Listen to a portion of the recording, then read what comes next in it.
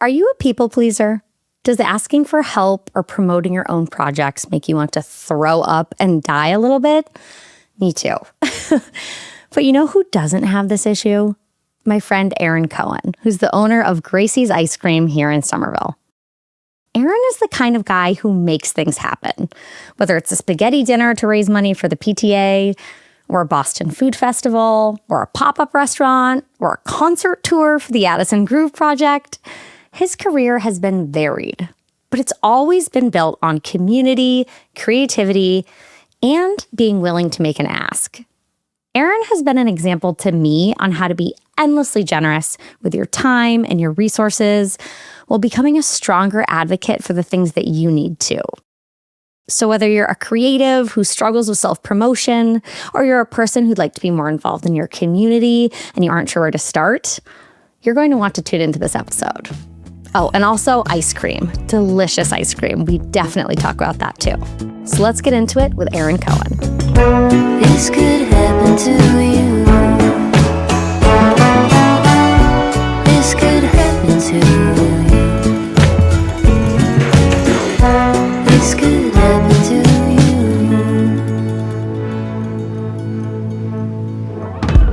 I wanted to take a moment to tell you about the Not From Concentrate newsletter on Substack. Subscribe for free to stay up to date on new episodes and get access to giveaways and bonus content. I also want to give a special shout out to my paid subscribers who get new, wildly delicious and distraction-proof recipes delivered to their inboxes every month, as well as essays and tips for cooking with a busy brain. Plus, paid subscribers get access to my full recipe archive. Head to catherinesmart.com to become a free or paid subscriber, and thank you for supporting the show. Aaron Cohen, welcome to the Not From Concentrate podcast. Hi, Catherine. Thanks for having me. I'm a big fan of your show. I think we need to start by addressing the fact that we live one block apart and we walk into school with our kids almost every day, but you couldn't be here because I'm currently recording in a tiny attic office with only room for one. I mean, so I would have come over, but you said stay home. We would have been fighting over the microphone. It would have been really uncomfortable, I think, for our audience. But I appreciate you taking the time. For anybody who doesn't know, Aaron, you are like the true culinary multi-hyphenate. You have about 100 jobs. You own Gracie's Ice Cream here in Somerville, Mass., which is like a beloved community staple. You run something of like a shadow PTA event business where you drum up support and funds for the local schools. You have managed bands. You've started food festivals. So can we start with you giving like kind of a brief rundown of how you might explain your food career? So I own Gracie's Ice Cream. And before that, I did food festivals. And before that, I was hosting pop-up restaurants with Will Gilson. And before that, I had an office job at a desk. But the entire, like almost my entire life, I've been doing stuff or putting stuff together or producing stuff. So, in high school, I remember meeting with my friend's dad, who was a reverend at the church, saying like, hey, could we put together a punk rock show in your basement? And he was like, okay. And so like since then, I've always been just doing stuff, I think is how I talk about it. It lately, or I guess the last decade and a half, it's been food stuff, but it hadn't always been food stuff. Yeah, and you did music stuff. What were the bands that you managed? Well, my friend's band, Addison Groove Project, used to tour pretty regularly all over the Northeast. This was a long time ago.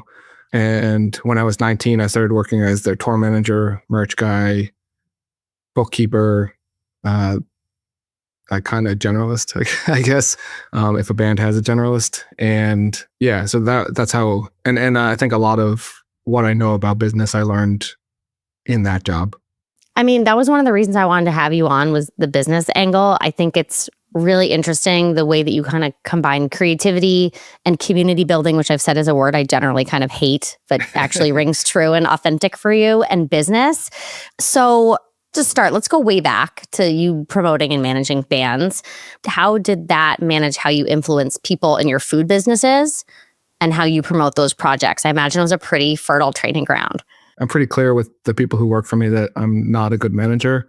If you're somebody who needs like a lot of direction and a lot of guidance and a lot of ticky-tack management, then I'm just going to be it's going to be a bad fit. Because with the band, I have this memory of, it's my responsibility to get the guys there on time to a venue, and we'd be out till 2 or 3 a.m. and then go find a hotel, sleep in the hotel, and then have to get up at some point in the morning to get over to the next club. Oh, sorry, Ducky. Shush. And I remember there was one night where I called in the wake up call, because it was before cell phones, and the guitar player, like, as soon as I hung up, picked up the phone and called the front desk and made the wake up call like 45 minutes later. And I was kind of like, okay, well, that's what we need today. We're probably going to be late, but like, they're making the decision that that's what's going to happen. And so the way I think about that is like, at the ice cream store, if you're working for me, there's a way that I would do something, but that doesn't necessarily mean that that's the right way, as long as you're going in the same direction as I am, as far as like having a reason for doing something and getting to the result, even if it's the wrong result. That's fine with me. It's my problem if I didn't tell you how to do something. So that's how I think about it from an employee perspective. And then from a customer perspective, I just remember even back then kind of getting the idea that, there's people who like you and they want to spend money on you. And then there's people who don't. And the people who don't, or who are just there, or like not interested, you're never going to get a dime out of those people. But the people who like you and want to spend money on you, if they're willing to spend $10, they're probably willing to spend $25. So I used to do this thing where we had a lot of merch. Even back then I was a big fan of merch, but we had a lot of merch. We had a lot of CDs. And I would say, like, you can have whatever you want on the table for $25. And $25 in 2002, it wasn't nothing. It's still something now, but it wasn't nothing. And so if we could get $25 from 7 or 8 people, that's the $200 that we needed to make in merch that night, as opposed to like begging people to give me $10 for a CD. There's an idea that there's like an in-group of people who already like you and are fans of you, and catering to their needs is almost more important than bringing in new people. And you kind of have to do both, because there's churn. But, I look for ways to support the community that are already supporting Gracie's. And I look for ways to get them more invested in the brand of Gracie's, or in the ice cream store, like coming back to the ice cream store more often, rather than going out and killing myself trying to find one new person to come in. 100%. In big CPG, we used to call that pull versus push marketing. But it's funny that you brought that up, because I don't have a ton of regrets. But one of my regrets for the time that my co-founder and I were running not just the sauce brand is you were really helpful with kind of encouraging me to do more local stuff. And I was so stressed out and freaked out by my investors and my national accounts that, even though rationally, like, I know how important it is to nurture that core group, and also just like it feels like the right thing to do, I missed out on opportunities to do that because I was so hung up on this like bigger picture. And I actually think about things that you said sometimes when I'm thinking about how do I, introduce this podcast to people, or like I have my book and my newsletter. And I think you're so good at that, and you're so unapologetic about it. And I've seen you do it again at the PTA, for your wife running for school board, certainly for Gracie's Ice Cream. And I know there's a lot of people that listen to the show that are small business owners or have any kind of like creative project that they want to get out in the world. And I just feel like you are a real kind of quiet expert on that kind of guerrilla level marketing. But I do want to talk about Gracie's a little bit, this ice cream store. And community is obviously such a huge piece of it. I'm curious why you chose ice cream, because I think there are some chefs where it's about the ingredients, or it's about the cuisine. And you're a food person, but like, correct me if I'm wrong, I don't think you're that kind of food person. So I'm curious why ice cream for you is like the form that you chose. So, I mean, I've always liked ice cream. I've always loved ice cream. I worked at an ice cream store when I was 17. I cleaned the soft serve machines for 45 minutes a night for 2 summers. I got ice cream in my bones for sure. But I'm also pretty opportunistic. And when we were opening in 2014, there was a guy in the neighborhood who was opening an ice cream store. And I was like, oh, I should talk to him, because I've been doing these food festivals for 4 or 5 years, and people are going to stop buying tickets to food festivals. Like, when I was doing the food festivals in 2010, there weren't that many, and it was really easy to sell tickets. And then by 2014, it started to get a little bit harder. And I was like, I want to take this marketing platform that I built and kind of direct it into brick and mortar. And this guy was doing an ice cream store, and he he was opening an ice cream store, and Union Square didn't have an ice cream store. And I love ice cream. And I was like, well, imagine if we could just like walk down to an ice cream store and I could do all this branding for it and do all this marketing for it and get people to come out. And I realized like almost as soon as I gave him like a tiny bit of money that if I didn't take over the project that the ice cream store would never open. And so I took it over, and I was really good at knowing how many spoons we needed to have for a one-day festival, but I was not very good about knowing how many spoons we needed to have on a daily basis. And so our first year, we ran out of spoons like 3 or 4 times, which is a ridiculous thing for an ice cream store. I like to say that Gracie's is 95% local because almost all of our ingredients come from Market Basket. So I think you were very generous and nice in how you described it. But yeah, I think we make really good ice cream. You eat it, and you probably wouldn't eat it if it was garbage. It's very good ice cream, especially the salty flavors, like your salty Oreo and your salty whiskey. And Thank you. Quick digression, and then we'll get back to the important, deeper stuff here. But also the fluff cone. You invented the fluff cone, right? So and that's when Aaron torches a cone full of fluff, because fluff was invented in Union Square. Yes. That was something that I was like, well, we need to have something for the Fluff Festival. It was only going to be a one-time thing, and people flipped for it. So I was like, oh, we should probably have this every single day. So I'm a big believer in the idea that the best ice cream cone you ever had has a lot more to do with who you were with when you had it, and where you were when you had it, and what the weather was like, and if you could see the ocean, and whether you could see cows. And if you can see ocean, then the ice cream is going to taste better. And if you can see cows, then the ice cream is going to taste better. And if you can see cows in the ocean, the ice cream is going to be fantastic at that point. And we don't have cows or ocean in Somerville, right? I'm pretty sure that within 2 miles of Union Square, of the shop in Union Square, there's 8 to 10 homemade ice cream shops. I don't think there's anywhere else in the world with 8 to 10 ice cream shops within a 2-mile radius that with like this many people. So maybe in New York City or LA, where there's tons and tons of people, you have that many, but not here. And so, we're trying to make good flavors, fun flavors, things that remind you of your childhood, nostalgia. And I think that if you make ice cream to a certain degree, people are going to think it's great if they have a good time while they're eating it, if they come with friends. So that's kind of how I reconcile the idea of not using the most specific ingredients. We make ice cream out of like 8 different kinds of Little Debbie's snack cakes. So I'm not going to be focusing very specifically on the type of sugar that we're using. What were the pop-up restaurants like that you did with Will? This was in 2009, 2010. And if you can remember back then, there was no pop-up restaurants. So Ludo was doing this thing in LA where he was selling tickets to an event. He was selling tickets to a pop-up restaurant.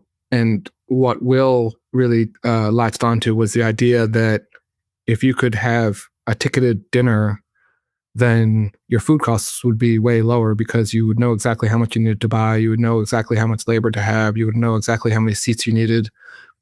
And if you could create a scarcity around that, this is what we worked out together. If you could create a scarcity around that you could sell 3 turns of a restaurant for a weekend in, a day or 2, sometimes even less, and not have to be open from 5 to 11 p.m. And so he was like, let's do a ticketed dinner every night. Let's open a restaurant that's ticketed. And I was like, well, this is Boston. I don't know if there's enough people here that could support that. Let's try it just for the weekend. And we're having coffee at Alden Moore, the furniture store in the South End.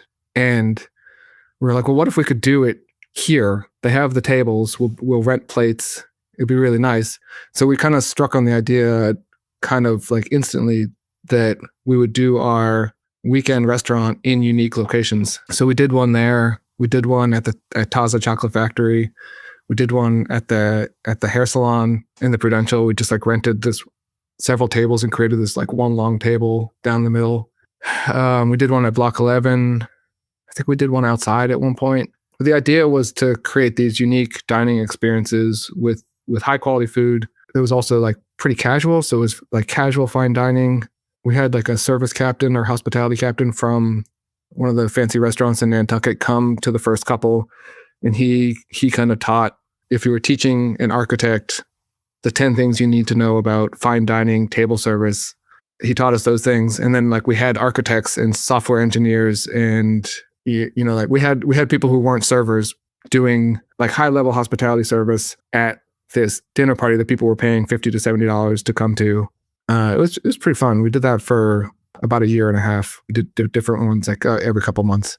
It seems like you've always found a way to spin up business ventures that match the stage of your life and the thing you want to do in that time. So like, for example, you did the music management thing. And then I remember we have kids about the same age. Gracie's older. Our youngest kids are besties and have the same birthday for listeners. But I remember when you did kids dance parties and you would like rent out a bar in the middle of the day and they'd play kid-friendly music and we could like get a beer and it was the best. How do you plan these ventures, or like what is behind this wizardry of you spinning up these different businesses that match what you're doing with your life at the time so that it fits your life? And I'm also asking because so many food people have this problem, not that I think you have it all figured out, but of balancing kind of family life and hospitality and food. It's such a challenging industry. And like, you and your wife, Jessie, are both very like present, seems like equal parents. And so I think people would be curious to know, how you think about that and your strategy there. So you keep talking about all the projects that I have going on, but as long as I've known you, you've been doing like 15 different things, right? You don't ever have just one job, right? No, I've never had a real job. I've literally never had a real job in my life. But you've also never had one job. You've always had like 3 or 4 hustles, right? Correct. So we're similar in that way. That's the only way I know how. I haven't had a job with paid vacation since 2009, I think. And even when I had that job, I had 4 other things going on. And I think that for me, I need all that stuff going on because I can't. I'm very glad that my wife has a job with health insurance because I don't think I could go to an office every day, And so to tie it back to family, I think that, or to stages of life, I think that I'll just get an idea and I'll be like, oh, well, this is something that I would want to do. And I'm sure I know other people that would also want to do it. Like the kids' dance parties came because we were going to the Purple Park twice a day, and there was a cold day in December or something. And I was like, I'm not coming here twice a day in all winter. This is terrible. I hate this. And so I had a friend who owned a bar, and I was like, hey, can we come, basically make the bar the playground when you're dark? Like nobody's coming to the bar at this time. So can we come in from 2 to 4, 2 to 6? The kid's going to run around on the dance floor and the parents will drink. Can we do that? And then we won't have to go outside to the park on Saturday afternoons. And they were like, okay. Like they didn't even think that anybody would come to it. And I think that's where that came from or where those ideas come from is this is where I am in my life. This is how I want to spend my time. This is what I want to do. I'm going to make everyone else do it with me. I think that's what it is. Well, that was my second question because you are definitely more, I think we both have a lot of ideas. I think we both, execute pretty well. You are better than I am at unabashedly convincing people to do the things that you want to do when it comes to, and they are good things. They are good community building, small business supporting. It's nothing nefarious. But I would love to hear for folks who maybe have their own thing, whether it's a business or a creative venture, like what is the art of the deal for you? How do you convince people to get excited about your product? And they are excited about it. People are excited to be a part of the things that you do. How do you do that?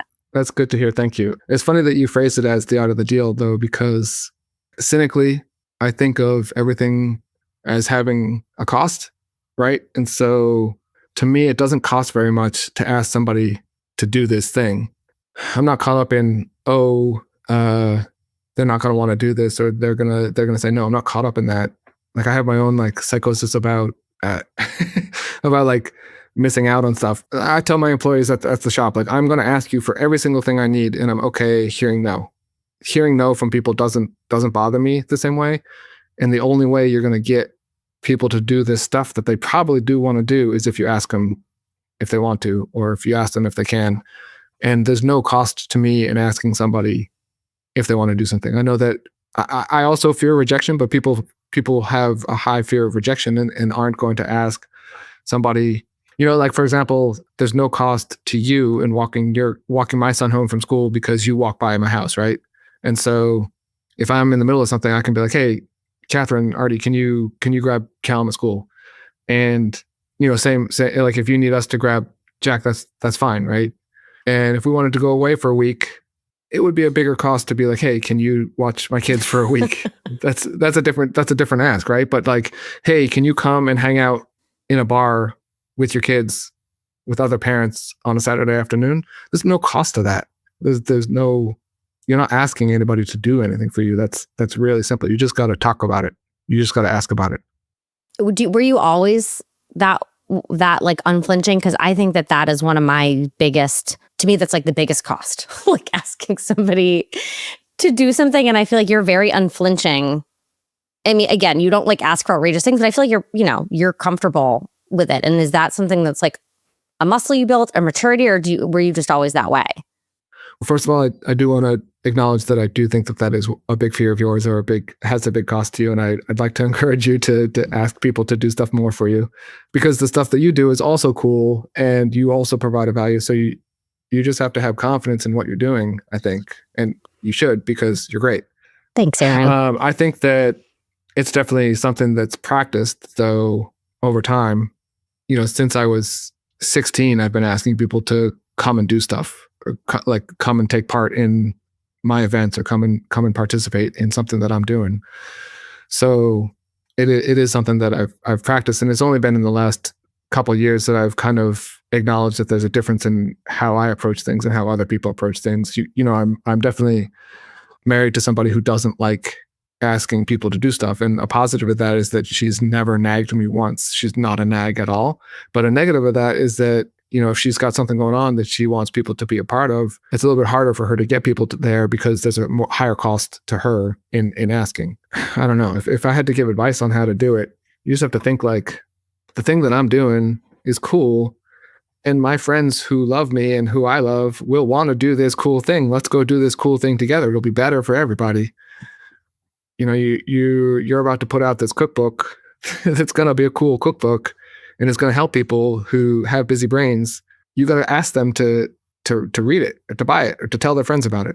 Yeah. What do you think this podcast is, Aaron? But no, you're right. You're right. It's true. If you're excited about something, it's almost a certainty that other people will be excited about it too. Hassling them by letting them know about this thing. I think of myself as like kind of a connector, in that like I know people who are doing stuff, and I know people who like to do stuff. And so putting those things together, if I have somebody who you can help by talking to them, then I wouldn't hesitate to be like, Catherine, can you talk to my friend about this thing? And like, I kind of expect that from everybody. Like, I like putting friends together and into these networks and these nets, and like me introducing you to a friend that's going to help my friend do something, that's going to be better for both of you and for me, because then like something else will be happening.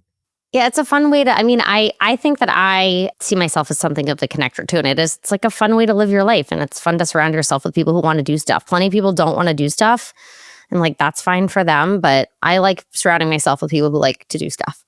Yeah. And I think that most people do like to do stuff, and they just don't know how, or they don't know what the best way to bring everybody together. Like there's people who host, and there's people who don't host, and there's people who organize, and there's people who don't organize. But you need both groups. Oh, for sure. I'm thinking about our friend Michelle, and how I love your dynamic on the like playground after school, because you'll be like whipped up into a frenzy about something, and then Michelle will, sort of like put you in your place a couple times, and then she's like out there like writing the email, like doing the list, like dipping the marshmallow in chocolate. And it's so true. You really need all of those pieces of the ecosystem for it to work. If it's just a bunch of wackos like us talking about our like ideas that we have to procrastinate the thing we already committed to doing, then nothing would ever actually get done. I think about Michelle too, because we dipped marshmallows for the PTA in September for an event, and I did all the organizing for that. And then in October for an event, she did all the organizing for it. And it was so cool to see like somebody else take on that role and do it well. and not involve me at all. And I just like showed up and there was a whole bunch of marshmallows to dip. That was the best. There's so much ice cream out there. We've already talked about how we're not talking about necessarily the grass-fed, most expensive. But if someone is going to build an ice cream sundae or they're going to have an ice cream party, like what are the essentials to successfully enjoy your ice cream? If maybe you're not by the ocean, maybe you're not by a cow. How do we bring that spirit of Gracie's if we're not in Somerville and able to get Gracie's ice cream? This is a very personal question, Catherine. How dare you? And I think that it has to do with what you like. So I like stuff in my ice cream. And so if I was building an ice cream sundae just for me, then it would be black raspberry chip ice cream and then a whole bunch of stuff on top. So maybe Oreos, maybe M&Ms. I only eat fudge in December with peppermint stick ice cream, but maybe a little chocolate sauce, possibly. I like to mix up the textures. Yeah, my dad's having an aneurysm right now. He's like, plain chocolate only forever. This guy is an abomination. He's going to give you a dirty look next time he sees you on the street. So your dad wouldn't like a sundae with stuff. So for him, I would recommend just the ice cream without anything in it and a couple different sauces, maybe caramel and chocolate, maybe a raspberry sauce to add some bitterness, some tartness. And I think that for me, I like playing with the textures. And, Oreo in ice cream is good because there's like the crunch, but it's not hard. And then chocolate chips or M&Ms get really hard when they're cold. So you like, that's a third texture. Then there's the creamy ice cream. And then like the hot sauce or the like warmer sauce, that's kind of a smooth texture also. What about you? What's your ideal sundae? I'm not a big sundae person. Yeah, me neither. Yeah, if I'm at your shop, if I'm eating like snobby ice cream, because I also love Jenny's ice cream. It's been a point of contention in our friendship. If I'm eating like fancy ice cream, I kind of am deferring to the person making it for like, they've already gotten the flavor balance the way they think it is. So it feels like a little rude or something to muck it up. And then when I'm at your shop, like I said, I always go fluff cone. And I don't even like fluff, but once you torch it and it gets that like bittersweet caramel and like the gooey, it is so good. And then, I like a little something. So like I said, like the salty whiskey or the Oreo are probably my favorite. Your deference to the balance of Jenny's ice cream is the same philosophy that I used to start eating tomatoes as an adult, because I didn't like tomatoes and I would always like push them to the side. And then I was working with, chefs who were very well trained and going out to the restaurants to eat. And I felt silly because I was like, well, if they put the tomato in here, then they obviously think I should be eating it. Who am I to say how this dish should be? So then I just started eating tomatoes. That's very grown up of you, Aaron. That's very grown up. So beyond ice cream, there's a little section of the podcast I always include, which is called the Busy Brain section. And it's about cooking in general. And it's more of like practical how-to advice. So for you, my two questions are, what is one thing that sparks creativity for you in the kitchen? And then the second part is, what is something that calms the chaos? And that can be physical chaos or mental chaos. In general, I think that constraints spark creativity for me in everything. So I was an English major in college, and like in poetry writing, the idea of writing a poem that doesn't rhyme is weird for me, or a poem that doesn't have some format. So like haikus I write a lot of, and that has a very defined, rigid structure. So in the kitchen, I would say, let me give you an example. At Gracie's, we have a unique ice cream flavor creation process that comes from the flavors that we're already making. Because when you make ice cream, there's a little bit of ice cream left in the machine, and you can either wash it down the drain, which is yield that you're washing down the drain, or you can make another ice cream on top of that.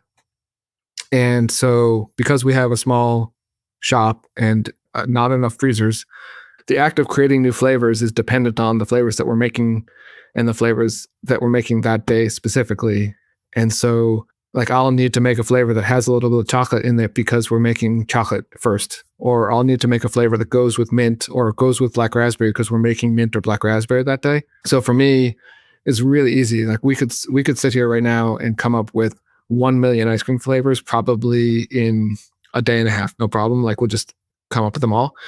But making them is the thing, and executing on the idea is the thing. So for me, the constraint that causes you to focus specifically on what the problem is and how to solve it, that's the creativity for me. And let's be honest here, and it's also the sales cycle and what Little Debbie's is 50% off at Market Basket that helps. Little Debbie's is never 50% off at Market Basket, Catherine. Because then they'd be paying you to take it home. But yes, there is also some of that. But that's a constraint. That's a cost constraint, right? Yep. That sparks creativity. Like you guys always do these great like post Easter or post Halloween. You'll do like leftover candy flavors, which are yummy too. But no, that was actually a really thoughtful, nice answer. I didn't mean to cheapen it with my joke about Market Basket sales. It's fine. I won't hold you against you.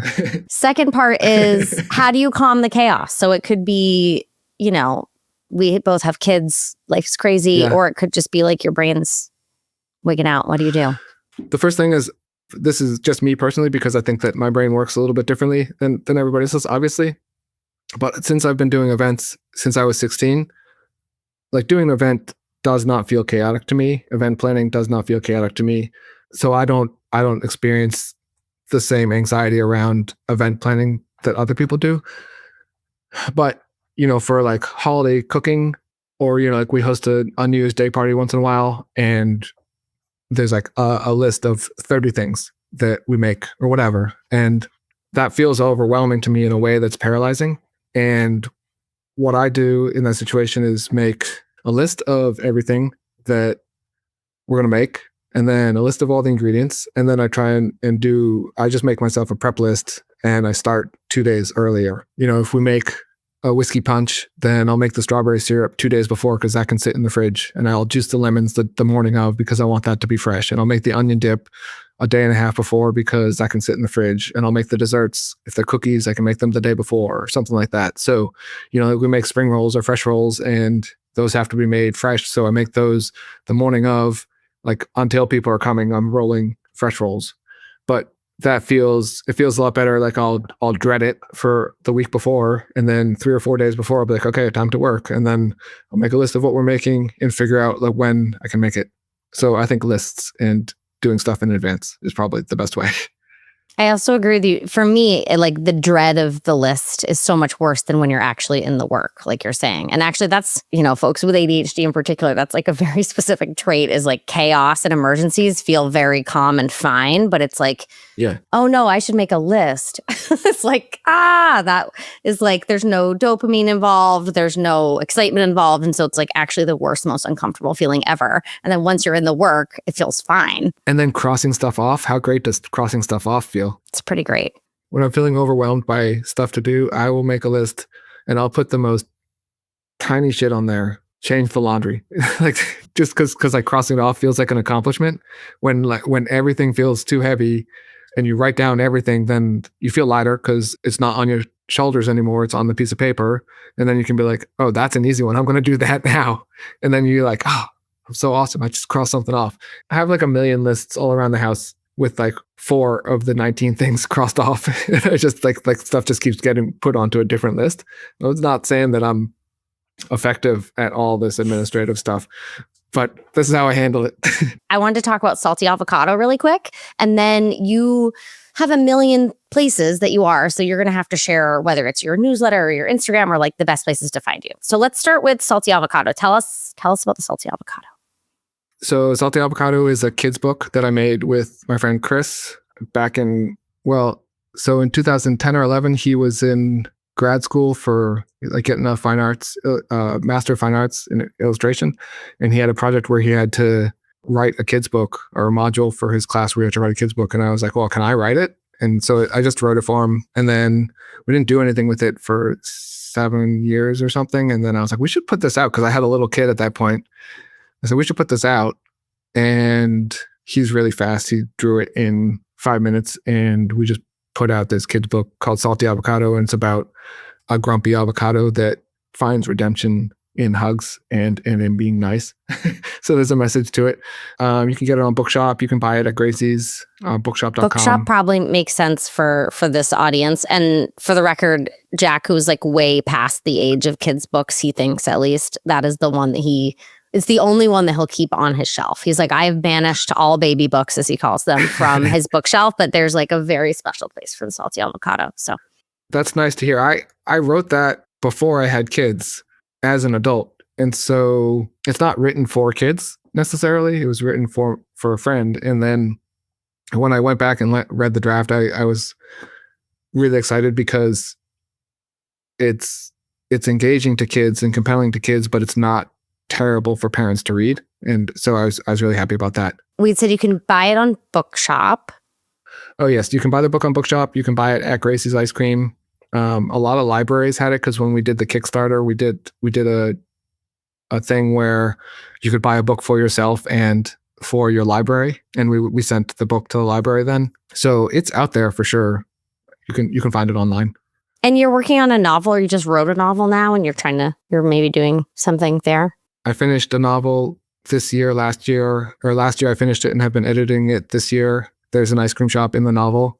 And I don't know, publishing is very opaque to me. It's something that I don't know how to do. So that's a project for next year, I think, is working on publishing, getting that published, hopefully. You need another job. It's that simple. Well, I don't know. I can't function with just one job. I think that would drive me crazy. If all of my energy was put into one place, it would be impossible and I get bored of it. I don't know. Why do you have multiple jobs?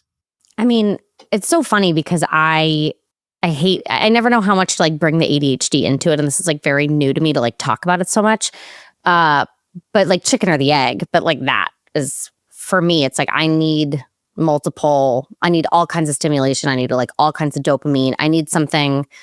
When I get burnt out on one thing, I get unburnt out by doing more of something else, which like maybe I need to go to therapy for that. But like a great example was when things were getting really tough with the sauce business, we finally were able to buy a house. And it was like, some people would be like, what a nightmare. You bought this dilapidated house that you're trying to fix up. And like your business is kind of crazy and like maybe falling apart. And I was like, no, this is exactly what I need to get my head right. So I feel very much that I have to have those different buckets to put my energy in. Like I need my business brain to be worked. I need my like writerly brain to be worked. I need my interviewing skills. Like when I am happiest when all of those things are happening and I have enough time to not be a terrible wife and mother on top of it. Yeah, I think that the same thing. You kind of have to be doing multiple things. I've never been diagnosed with ADHD, so I don't know. And certainly don't need to. I didn't mean to, like, there's plenty of entrepreneurs who don't have it. But for me, I'm like, oh, that makes sense. Like a lot of these traits. But there's plenty of entrepreneurs who are single focused on their one project. And that seems dismal to me, personally. Yeah. Or they're just doing a lot of jobs for the one project, doing all the parts of it. Most are unhireable, I think. I think most people who start their own businesses like are effectively unhireable. I do feel unhireable all the time, actually. I know I could do a job, but I don't think I could get a job that I want to do. So that is kind of like a fear in the back of my head. We made it to our 40s. I feel like, it's all right. I feel like it's okay. Some of us earlier than others. Okay, last thing. You also sell merch. Can people buy Gracie's merch? Do you ship it or no? Because it is so awesome. Guys, tell us where we look at your merch and could purchase it if we wanted to, which we do. I love making stickers and t-shirts, and I sell ice cream on the side. And I feel like if I could just have a sticker and t-shirt store, I'd be much happier. But I also love ice cream. If you go to, this is a complicated, it's the worst. But if you go to Gracie's Ice Cream, the URL is Gracie's, ICECRE.am. That's like very clever and also very confusing. Yeah, we'll put it in the show notes. We'll link it for sure. Yeah, like I'll call like Eversource about my electricity for the shop, and they'll be like, "So what's the email address?" And then I'll like say it to them, and they'll be like, "What?" so it's a great website to read, but not a great website to say. Anyways, you can buy the t-shirts there. I'll send you stickers if you buy t-shirts. You can follow Unlikely Words on Blue Sky at the website. You can sign up for the Gracie's newsletter, which I put a lot of energy and effort into. It's incredible. It's a great newsletter. It's such a great newsletter. It's so fun to read. Artie and I always read it. Thank you. I appreciate that. It's one of my favorite things about owning an ice cream shop is writing the newsletter. So I do put a lot of effort into that. Best parts of owning an ice cream store. Yeah. Everything else, not so much. But yeah, you can find out about that. You can find out if you Google Gracie's in Somerville, that's the best way to get to the website. And then everything that we've got going on is there. Well, Aaron, thank you so much for coming on the show today. Boston friends, this is your friendly reminder to get a fluff cone. Thank you for having me. I had a lot of fun.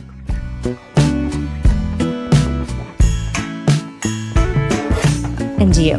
Thank you for taking the time to be here, and I hope you enjoyed my conversation with Aaron. And I hope that the next time you need to get the word out in your own community or you need to call in a favor, maybe you can bookmark this and revisit this episode and let Aaron be your hype man. But before we go, I need to ask you for one thing that would mean so much to me in the show.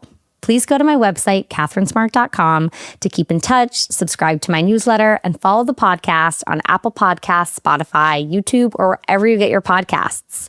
And if you like this episode, I'd love for you to share it with a food-loving, busy-brained friend. Thanks so much, and I'll see you next time. Not From Concentrate is produced by me, Catherine Smart, with audio and video production by Kevin O'Connell. Allie Miller is our associate producer, and the theme music is by Kylie Daly.